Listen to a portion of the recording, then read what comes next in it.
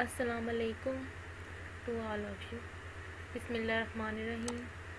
I am from ISCS school system. My name is Miss Nabila. I am your mathematics teacher and also class in charge. I am glad to be here today to talk to you. Class 5th mathematics. We are on lecture number 9.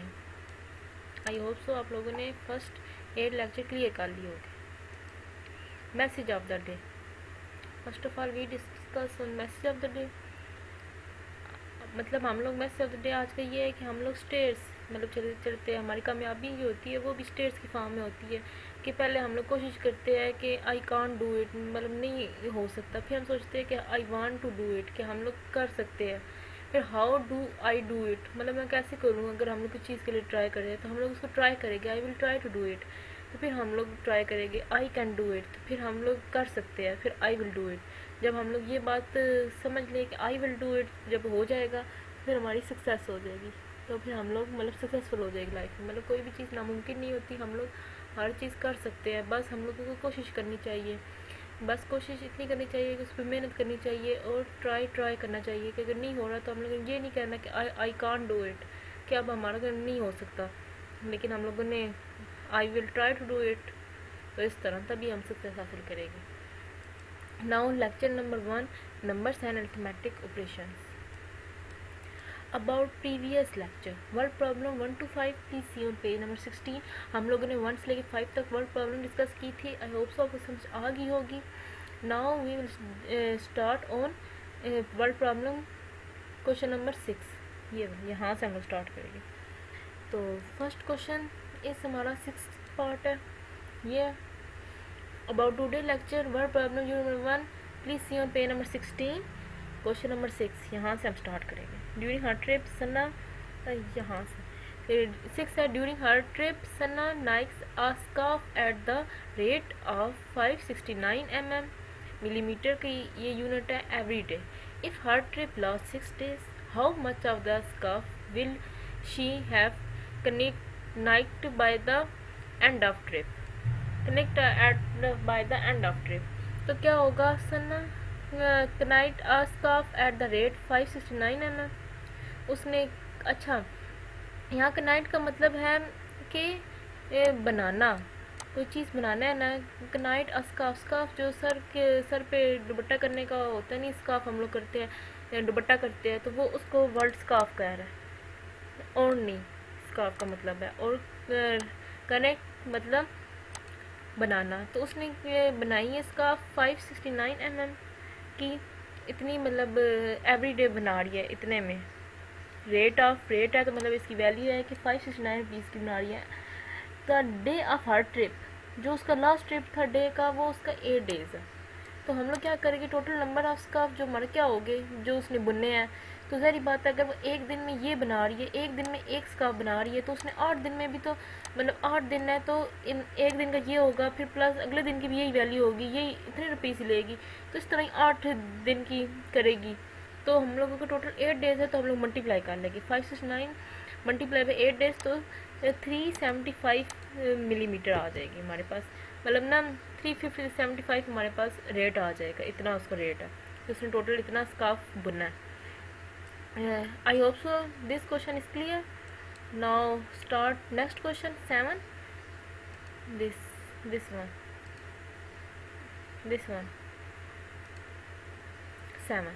If a project need S955,000 to be completed, then how much money will be needed for 100 such project. अगर हमारे पास project मतलब project इतने रुपए का complete होता है, project में इतना पैसा लगता है, तो 100 सच प्रोजेक्ट के लिए कितना पैसा लगेगा. ये है मतलब एक दिन की मतलब एक प्रोजेक्ट की उसने कीमत बता दी है इतनी है. तो हमारे पास 100 प्रोजेक्ट कितने के बनेंगे. तो सारी बात है ये एक दिन का है. फिर प्लस 1 फिर प्लस 1 करेंगे मतलब 955,000 फिर प्लस ये वैल्यू करेंगे. तो हमें पता है. तो हम लोग डायरेक्ट मल्टीप्लाई करेंगे कि ये वाली चीज़ है, इससे मल्टीप्लाई करेंगे तो हमारे पास आंसर आ जाएगा. तो हमारे पास आ जाएगा कि हम लोगों ने टोटल कितना किया, कितने 100 प्रोजेक्ट के लिए कितना हमारे पास पैसा लगा है. 100 प्रोजेक्ट के लिए number of project multiply by 100 100 मतलब जितने प्रोजेक्ट और मतलब बनाने हैं फुल प्रोजेक्ट। तो a money to be completed, जो मनी हमारे पास कम्प्लीटेड होया वो 9,55,000 rupees. How much money will be needed for, how much money will be needed for 100 project, 100 project के लिए कितनी चाहिए होगी, तो money will be needed for project हम लोग ये लाइन लिखेंगे तो 955,000 मल्टीप्लाई बाई 100, तो हमारे पास ये वाली वैल्यू निकल आएगी। ये भी हमारे पास रुपीज़ में वैल्यू निकलेगी, कितना हमारे पास पैसे बने। तो आई hope so this question is clear. Now start next question. Question number 8, a park can accommodate 50,000 people. अगर जो पार्क है वो अकोमोडेट है मतलब वो मुश्तमिल है कि 50,000 पीपल ही इसमें आ सकते हैं। How many people can be accommodate in 10 such park. तो 10 सच पार्क है, 10 पार्क्स है तो उसमें कितने आएंगे। अगर एक हमारे पार्क में 50,000 पीपल आ रहे हैं तो 10 सच पार्क में, वैसे ही पार्क में कितने आएंगे, कितने पीपल आएंगे। तो अ पार्क अकोमोडेटेड मतलब मुश्तमिल है, पीपल कितने पीपल मुश्तमिल है 50,000। तो how many people can be accommodated कितने हैं 10 सर्च पार्क है तो पीपल कैन बी अकोमोडेटेड की वैल्यू कितनी आएगी इन पार्क में 50,000 मल्टीप्लाई बाई 10। तो हमारे पास 500 ये हमारे पास वैल्यू आ जाएगी। ये फिर हमारे पास कितनी आएगी वैल्यू 50 लाख, ये हमारे पास वैल्यू आ जाएगी। तो ये हमारे पास वैल्यू किसकी होगी, people can be accommodated in park, इसकी वैल्यू होगी। कितने पीपल इसमें मुश्तमिल हो सकते हैं 10 पार्क में, 5 lakh. I hope so this question is also clear. Now start next question. Next question is 9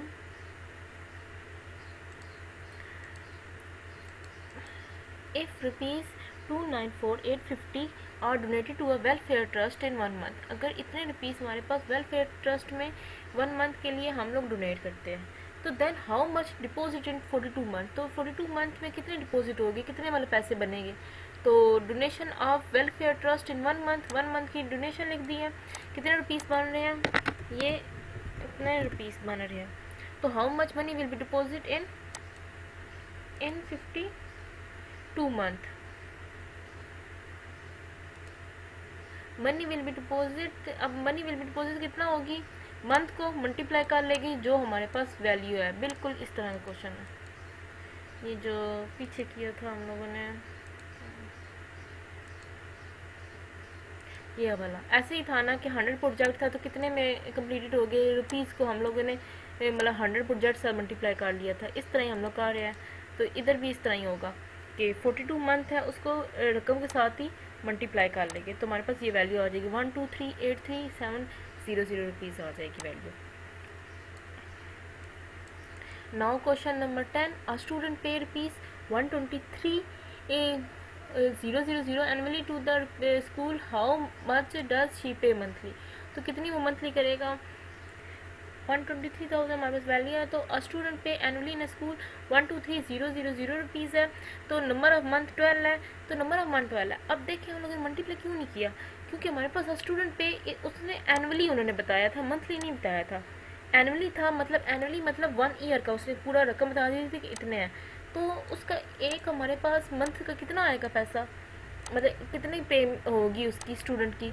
तो हम लोग नंबर ऑफ मंथ और डिवाइडेड बाय मल्टी, पहले नंबर ऑफ पे लिखेंगे कि पे कितनी है रुपीज़ वो लिखेंगे और डिवाइडेड बाय मंथ। तो हमारे पास 10,250 रुपीज़ आ जाएगी this one. So simple student. Similarly question number 11 है, if a person has 25 shops. ये वाला क्वेश्चन है last question our work for.